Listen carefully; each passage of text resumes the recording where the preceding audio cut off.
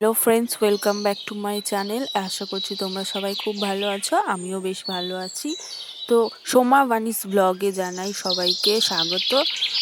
আজকে বছরের প্রথম দিন, হ্যাপি নিউ ইয়ার সবাইকে জানাই, হ্যাপি নিউ ইয়ার। তো তোমরা এই বছরটাকে সবাই খুব ভালো করে কাটাও, সুস্থ কাটাও, সবাই সুস্থ থেকো, এটাই সবাইকে বলছি।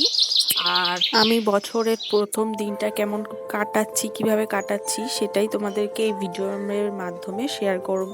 তো আমি সেরকমভাবে কিছু মানে 1 জানুয়ারি উপলক্ষে সেরকম কিছু মানে কিছুই করছি না, কিছুই হচ্ছে না, কারণ দিনটা এমন দিন পড়েছে যেটা ছুটির দিন নয়। হয়তো সরকারি স্টাফেদের ছুটি, মানে অনেক মানে সরকারি যারা তাদের ছুটি, অনেক বেসরকারি তাদের তো ছুটি নেই, যেমন আমাদের ছুটি নেই। তাই আমরা যেরকম ডেইলি রুটিন যেরকমভাবেই কাটাই সেরকমভাবেই আজও কাটাবো। তো আমি কিভাবে আজকে কাটাবো সেটাই তোমাদেরকে শেয়ার করব। দেখো, তো আমি চলে এসেছি রান্না করতে, যেটা আমার প্রতিদিনই রুটিন। আমি প্রতিদিন যে কাজটা করি সেটাই তোমাদেরকে শেয়ার করছি। এই দেখো, বানি দেখো ওখানে বসে বসে দেখছে আর লজেন্স খাচ্ছে আমি কি রান্না করছি।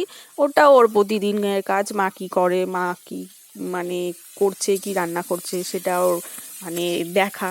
তো এই দেখো, আমি সকালে রান্না করে নিয়েছি, সেটা তোমাদেরকে পরে দেখাবো।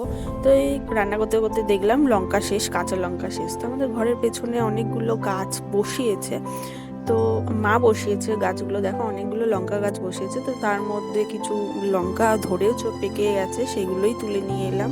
তো দেখো লঙ্কা তুলে নিয়ে এসেছি, আমার লঙ্কা তোলা হয়ে গেছে।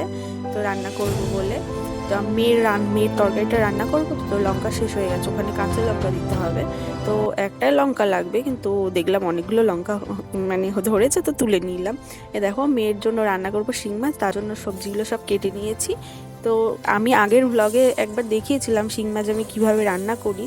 তো দেখো, আমি শিং মাছ সবগুলো সবজি মানে আমার ঘরে যার যত রকম সবজি থাকে সেই সবজিগুলোই হচ্ছে দিয়ে আমি চেষ্টা করি ওকে খাওয়ানোর। যত সবজি থাকে ঘরে সেই সবজিগুলো দিয়ে ওকে শিং মাছের ঝোল, মানে শিং মাছ যখন হয়, আমাদের বাড়িতে মা বাবা একাদশী করে বলে শিং মাছ ওদের খাওয়া বারণ, তার জন্য একসঙ্গে আমি শিং মাছ রান্না করি না। শিং মাছটা এইভাবে রান্না করলেই বাচ্চার জন্য খুব উপকার, তো আমি এই জন্য এইভাবেই রান্না করি। দেখো, মাছটাও ভাজিনি, ঝোলের মানে কষিয়ে নিই, মাছটা একসঙ্গে কষিয়ে নিয়ে এইভাবেই রান্না করি।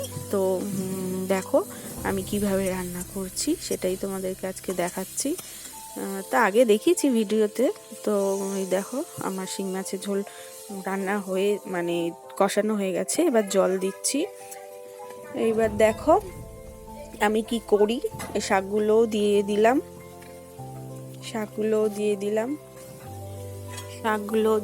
আর ওইদিকে পেঁপে আলু দিয়ে ওই ছোট ছোট মাছ এনেছিল সেগুলোই রান্না করছি বেলাতে। আর সকালে ওর বাবা কাজে চলে গেছে, ডিউটি গেছে, তাই ওর বাবাকে রান্না করে দিয়েছিলাম এই শাক দিয়ে চচ্চড়ি, আর মানে শাক দিয়ে আলু ঠালু দিয়ে চচ্চড়ি মতন করে দিয়েছি, আর এই মাছটা দিয়ে মানে ঝাল মতন করেছি, সর্ষে বাটা করেছিলাম বেগুন দিয়ে।